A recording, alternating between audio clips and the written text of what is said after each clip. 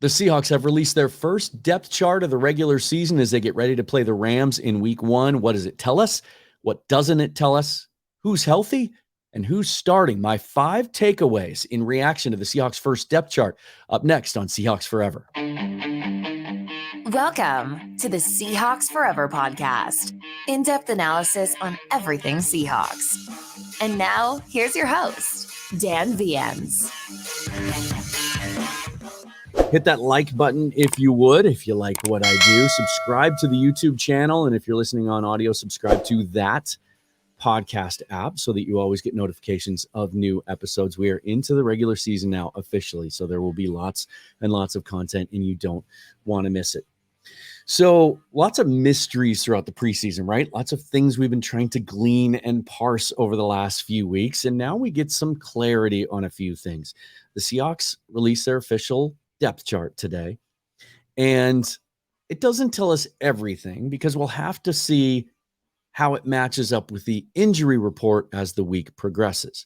But I think it gives us some clues, and it's important to take a look at. And so I thought I would kind of give you my 5 takeaways and things that stand out to me when I took a look at the depth chart. And let's look at the offense first, because this is something that is, I think there are the fewest surprises on offense. Let's look at the obvious things first, right? Quarterback Geno Smith, Drew Lock. No surprise there. Fullback Nick Bellore. I don't know why they continue to even put this on the depth chart. I guess to justify having Nick Bellore take up a roster spot at $2.6 million when all he does is play special teams. More on that when we get to the defense. Especially as much as they're in 11 personnel, 12 personnel. Like, they don't use a fullback anymore. But I digress. The offensive line, really no surprises there, except one addition. So left to right, Charles Cross, Damian Lewis, Evan Brown wins the center job. We've known that for a few weeks. Phil Haynes, Abraham Lucas. So everybody healthy there. Question about Olu Oluwatimi, the 5th-round rookie, and his elbow, which is why some think that the Seahawks elevated Ben Brown to the 53-man roster this week. So they have 10 offensive linemen. That's not typical. Last year, they started with 9 on the 53. That's usually about what they carry. But across the board, then Stone Forsythe, the backup to Cross at left tackle. They have Ben Brown listed at left guard behind Damian Lewis. But Brown can play center, and when he was acquired last week, he was listed as a center. That may be a hedge against Oluwatimi should anything happen to Brown. The other Brown, Evan Brown.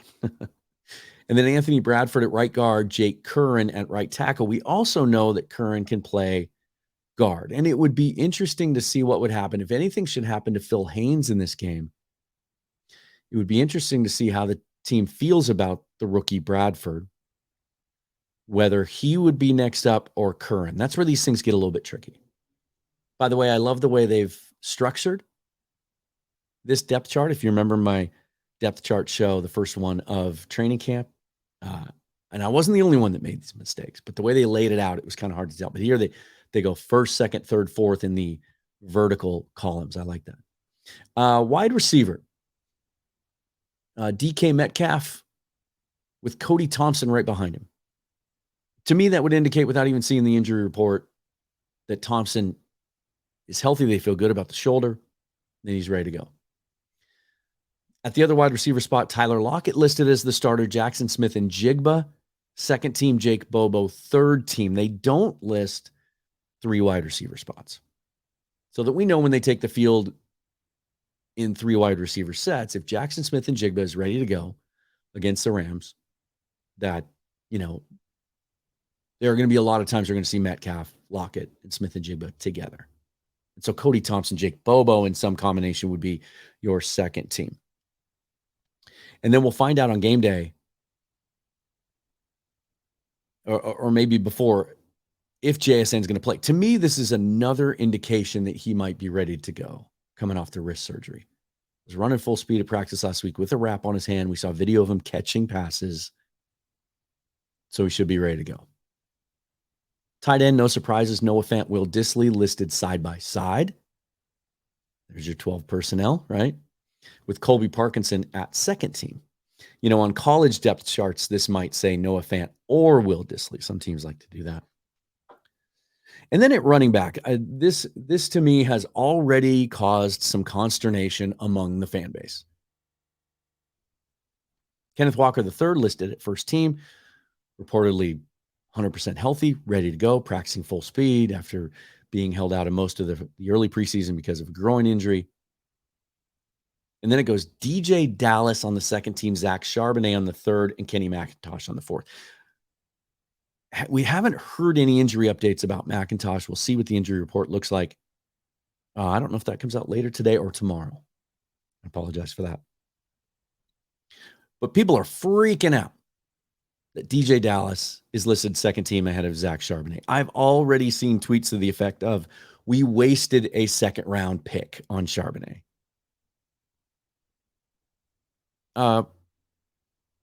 Should I even justify that with a response? Like, the amount of overreaction I've had to answer over the last couple of weeks based on Witherspoon not being healthy or playing in the slot, Charbonnet now being listed on the third team, and how that relates to how we made our draft picks. I don't know. I guess I didn't know that we make global judgments on draft picks before the games even start. I guess that's a new thing. Maybe it's not. I'm just more in tune to it now. I wouldn't worry about that.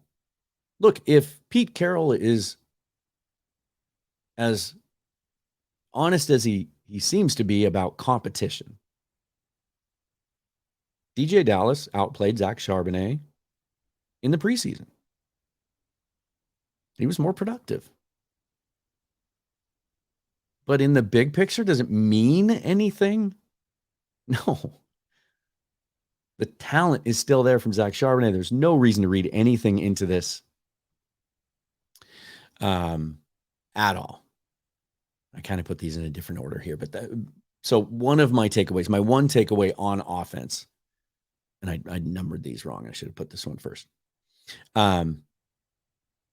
Don't panic about the running back position.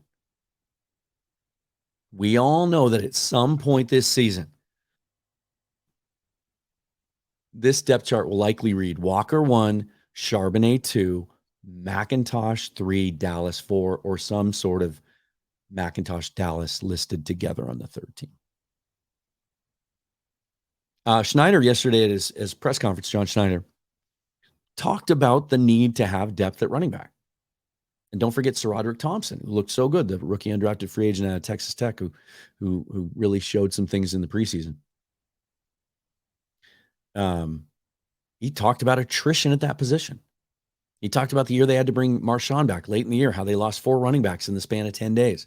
He even talked pretty openly about the idea, and I thought this was fascinating, about the idea that some people don't like spending high draft capital on running backs. He even acknowledged it. He said, I kind of get it. I understand why some people think that way. We don't. We take the best player available on the board, regardless of position in the draft, and you cannot ever have too many running backs.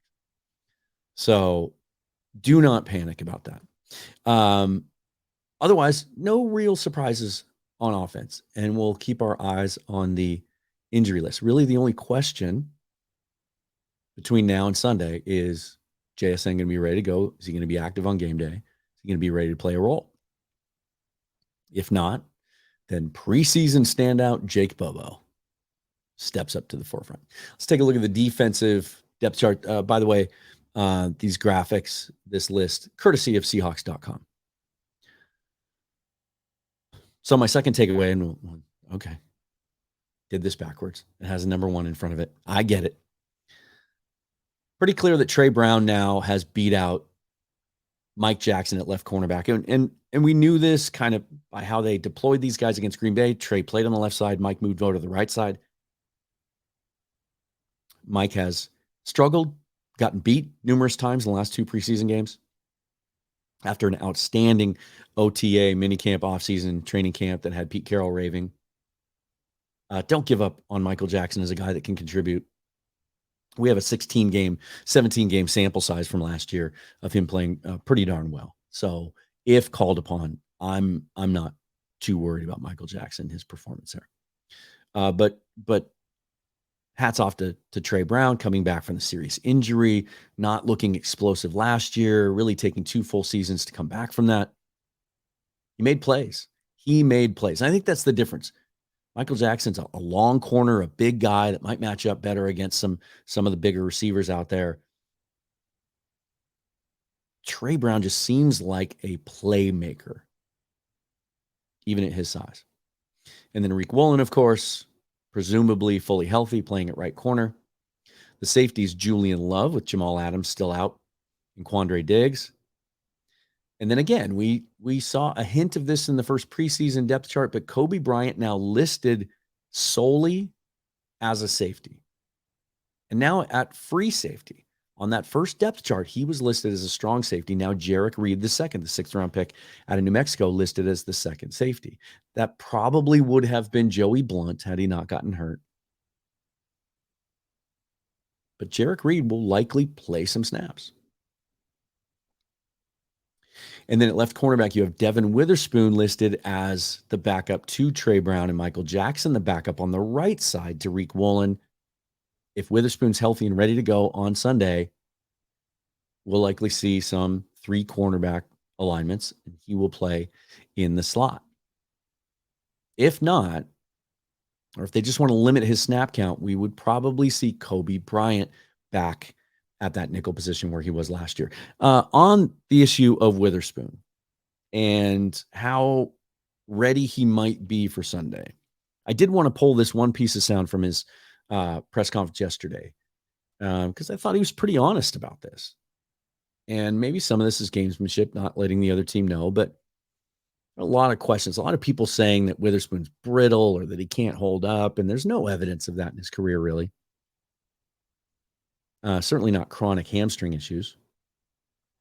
But this is what Schneider had to say when he was asked if he's concerned about Devin Witherspoon and his health. A concern? I would say that, I would, a little bit. He had a hamstring in the spring, got himself ready to run his 40. Had a little bit of a setback during camp. So, we got to be smart with it. He's doing great. We'll see how he does this week now. But, physically, I guess, because it's a hamstring. Mentally, no, because he's such a tough, gritty competitor. He's gonna go for it. If anything, we're probably gonna have to govern him a little bit. That's the part of it that I'm curious about for Sunday. Look, I don't mean to be too disrespectful to that roster that the Rams are going to bring to town, especially if Cooper Kupp is unable to go, and it sure sounds like he's not going to be able to go. Seeing a specialist this week to look into that hamstring injury after he suffered another setback there. Let's just say it. Cooper Kupp's not going to play on Sunday. And so can you get by without Devin Witherspoon? If you're just not sure, if you just want to wait one more week, right? Maybe they do. Maybe they give him this full week of practice and they go up until game time and he's not active. If so, we might see some of Caillou Blue Kelly, just claimed on waivers last week. The 5th-round pick of the Ravens out of Stanford that they tried to pass through waivers and get to the practice squad. At the linebacker position, my third takeaway, Jordan Brooks ready to roll. We've known this for a couple weeks, but seeing it now in black and white in writing, it's shocking to me. And if you've seen any of the practice video, what's crazy is he's not even wearing a brace on his knee. Now, maybe he will during the game. But what? We're talking 9 months. He got hurt in December, right? Early December. 9 months since ACL surgery. And then it's odd the way that they list the linebackers. That one inside linebacker, and I wish they listed, Mike and Will, whatever. Bobby Wagner, of course. Can't wait to see what the ovation is like when he comes running out of that tunnel. I think Carroll's already indicated that the defense is going to be introduced on Sunday. That's a no-brainer, right? And then as his backup, the second team inside linebacker there's Nick Bellore again, who was hurt most of preseason but didn't take a single snap in the preseason at linebacker. I reached out didn't get a response. I reached out to Corbin Smith to ask if he has any indication that Ballore has even taken practice snaps at linebacker this year. Again, I think that's just a way for them to. I don't know why they just don't list him on special teams if there's a way they can do that. If Bobby Wagner gets hurt, Nick Ballore is not playing in this game. So it's an interesting thing there. I do think it might indicate the role in the new scheme, or the kind of the scheme this has evolved into, that we expect better things from in the second year. As Pete's talked about how they've tried to meld the new stuff with the old stuff, and he thinks they're closer to that now. And we saw some of those results in preseason. That Wagner's role is going to be different than we've seen in the past. It's not going to be a do everything 3-down role. He's going to be up in the line of scrimmage in that scheme, as we saw John Radigan doing quite a bit. He's going to be rushing the passer more. He's going to be in there on early downs to play the run. And then in sub packages, in passing downs, he likely comes off the field. And then you have Jordan Brooks with Devin Bush listed behind him. And then the new acquisition last week, Drake Thomas. If you didn't catch that episode about how much I like that waiver claim and his potential future role, check that out.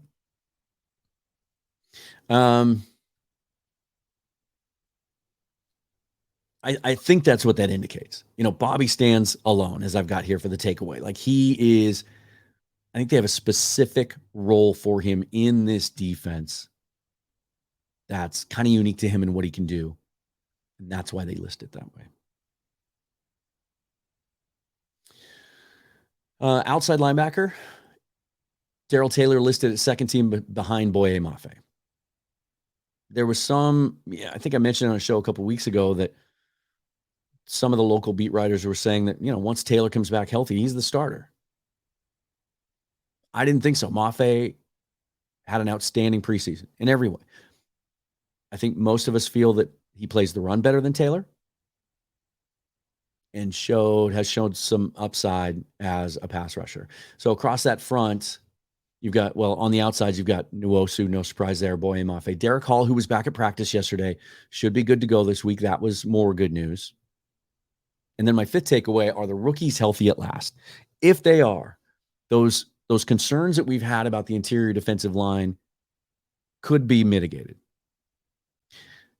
And I thought this was an interesting point too. I didn't pull the audio, but John talked yesterday about how the roster really isn't 53 players anymore. It's 69. With the expanded practice squad, the relaxed rules about how you can keep vested veterans on there, a certain number of them. He said that teams were holding on to the bigger positions. There weren't, kind of hinted that maybe they looked hard to see if there was anything they could add there up front on defense at that new wave of free agency created by the one cut. He said teams are holding on to those positions. So they really are dependent on and leaning on Cameron Young, the 4th rounder, Mike Morris, the 5th rounder, to play roles. Still concerned if there should be any significant injuries here about what they have. But across the front, Mario Edwards Jr., Jaron Reed, Draymond Jones, backed up by Miles Adams, Cameron Young, Mike Morris.